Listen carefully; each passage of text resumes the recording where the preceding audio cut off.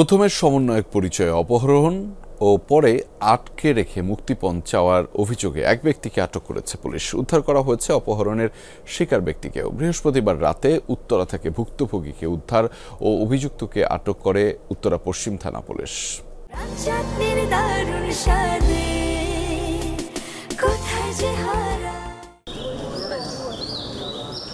বৃহস্পতিবার দুপুর 12:30 রাজধানীর উত্তরার একটি বেসরকারি প্রতিষ্ঠানে হামলা চালায় কয়েকজন।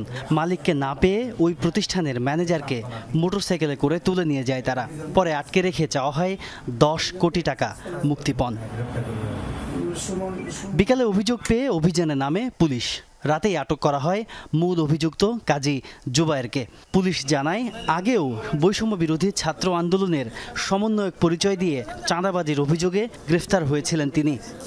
মোবাইল টেকনোলজির সহযোগিতায় ওই ভিকটিমকে উদ্ধার করে অবৈধ ভিকটিমকে এবং দুইজনকে আটক করি, কাজী জুবায়ের এবং আবির নাম।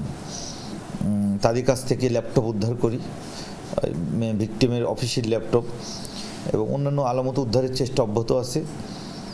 তবে তাদের কাছে টাকা যে 10 কোটি টাকা দাবি করছিল, এটারও আমরা সত্যতা পাই, এভিডেন্স পাই এবং কিছু ভিডিও ফুটেজ পাই।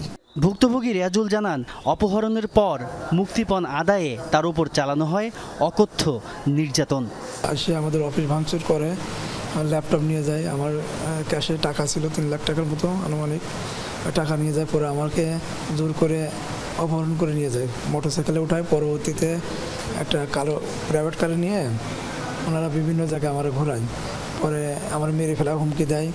অপহরণ ও মুক্তিপণ চাওয়ার ঘটনায় মামলা হয়েছে উত্তরা পশ্চিম থানায়। গ্রুপের বাকি সদস্যদের ধরতে অভিযান অব্যাহত রাখার কথা জানিয়েছে পুলিশ। তাজনুর ইসলাম, যমুনা নিউজ, ঢাকা।